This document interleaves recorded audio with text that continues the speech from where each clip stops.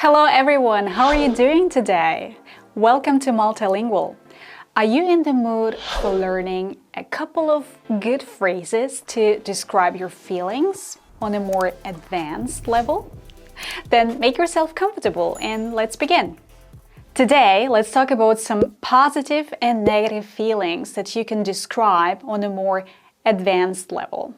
The first one, if you are enjoying yourself very much because you are on a vacation somewhere on the beach, sipping a cocktail and having a great time with your partner or friends, then you can say, I'm having the time of my life. I'm having the time of my life.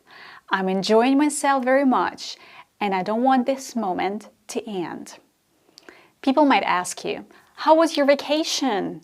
And you'd say, I had the time of my life. I had the time of my life. I enjoy myself very much. It was a great vacation.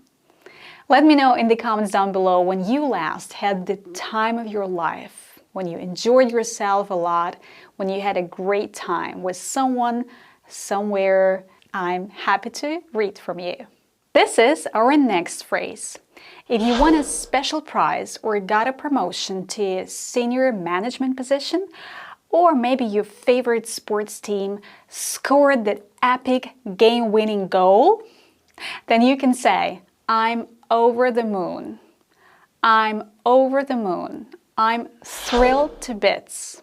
To bits means very much. If you are over the moon, if you are thrilled to bits, then you're extremely happy. Hey, I already have over 7,000 followers on my YouTube channel. How do you think I feel? I feel extremely delighted. I'm over the moon. I'm thrilled to bits. Thank you guys for all the comments and likes. I'm sending you all love for making me feel over the moon and thrilled to bits. Thank you. The next one. Imagine you are going to take a very important exam. The outcome of this exam means a lot to you. How would you feel? I personally always feel on edge. To feel on edge means to feel nervous and unable to relax. I feel on edge. Example, I'm going to pitch my new project tomorrow and that makes me feel on edge. That makes me feel extremely nervous and unable to relax. So how about you? When did you last feel on edge? Or maybe you are an extremely calm person and nothing can stress you out? Let me know in the comments. To feel on edge, to feel nervous, unable to relax. Another good expression to say that you got nervous is to get cold feet. However, it has a slightly different meaning. Look at this example here. James and Anne were supposed to get married next summer. But James got cold feet and canceled the wedding. Whoopsie! Poor Anne. So what happened to James? He probably got cold feet. Means that he suddenly became nervous about his decision to marry Anne and changed his mind, changed his decision. The wedding plans have been crashed. So James got cold feet. I remember filming my first YouTube video. Do you think I got cold feet? Almost. I was so nervous about this decision. God, I can't say this word. Another cool phrase here, I don't know whether to laugh or cry. I don't know whether to laugh or cry. You say this phrase if you feel upset about something and at the same time, there is something funny about it. Do you remember our example with Anne and James who got cold feet? Anne was dumped by James before the wedding, right? So, well, guess what? She eloped with James's best friend. I don't know whether to laugh or to cry. Wedding was cancelled, but at the same time, she found someone else. So it's also a funny story. If you're extremely bored, you're very bored, then you could say, I'm bored to tears.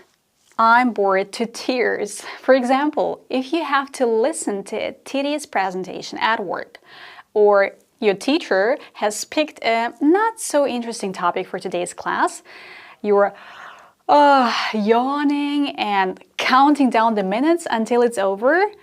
In this case, you can say, I'm bored to tears. I'm bored to tears. If you're still watching this video, then you're probably not bored to tears. But tell me in the comments, when was the last time when you felt bored to tears? Let me know. Bored to tears. Let's imagine you've had an absolutely terrible day or even week. Your car broke down and as a result, you arrived late to work. Additionally, the invoices are piling up on your desk and have to be paid. You've had a row with your partner and it feels like the entire world is against you. In other words, you're feeling quite depressed. Or you can say, I'm feeling down in the dumps. I'm feeling down in the dumps. What is the dumps?